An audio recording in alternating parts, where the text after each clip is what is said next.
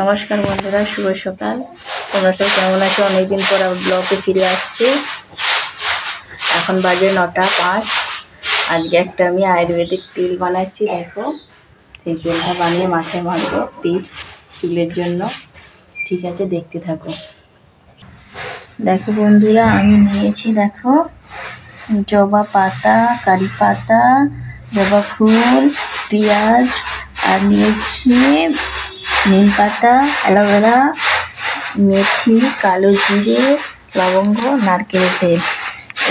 এই উপকরণ দিয়ে আমি আজকে তেল বানাচ্ছি। দেখো, তোমাদেরকে শেয়ার করছি।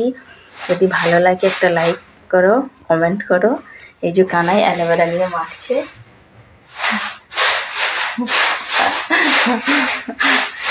ঠিক আছে, চলো। দেখো, আমি চুলাটা জ্বেলে দিয়েছি। এর মধ্যে আমি দেব কালো জিরে। আমি তো 5 টাকার দোকান থেকে কিনে এনেছি। কালো জিরে দিচ্ছি। তারপরে দেব লবঙ্গ। তা এইগুলোকে একটু হালকাভাবে ভেজে নিতে হবে। ভেজে নিয়ে দেখো, এবার আমি মেথিটা দেব। মেথিটা এই যে ভাজছি, হালকা করে ভাজার গন্ধটা এসে গেলে আমি একটা কামড়িতেই বসিয়ে দিয়েছি, ছোটো বাটিতে। দেখো,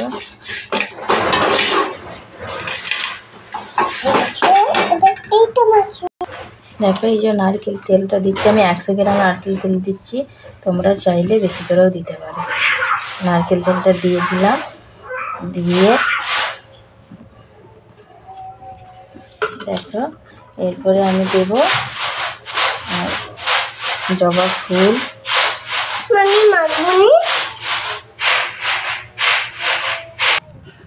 দেখো, আমি দিয়ে দিচ্ছি একটা ছোট্ট একটা পেঁয়াজের কুচি দিয়ে দিলাম। দেখো, আমি এই নিম পাতা দিচ্ছি। এই দেখো, কারি পাতা দিচ্ছি। এই দেখো, জবা ফুলের পাতা। সবে শেষে দিলাম অ্যালোভেরা। এই টিপসটা আমি দেখেছি ইউটিউব থেকে, দেখে আমি বানিয়ে তোমাদেরকে শেয়ার করছি। যদি ভালো লাগে একটা লাইক করে দিও।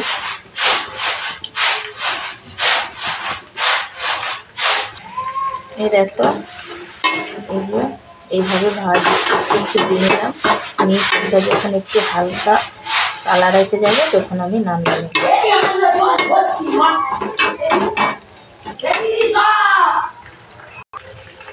দেখো, তেলের কালারটা এইরকম হয়ে যাবে, একটু হালকা হলুদ হলুদ বাদামি কালার এসে যাবে। দেখো, এইরকম হলেই মোটামুটি হয়ে যাবে।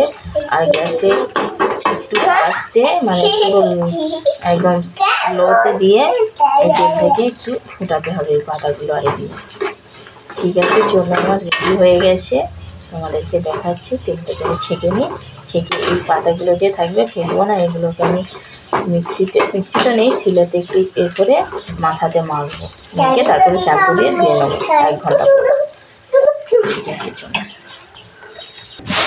দেখো বন্ধুরা, এই যে তেলটা আমার এরকম কালার এসে গেছে।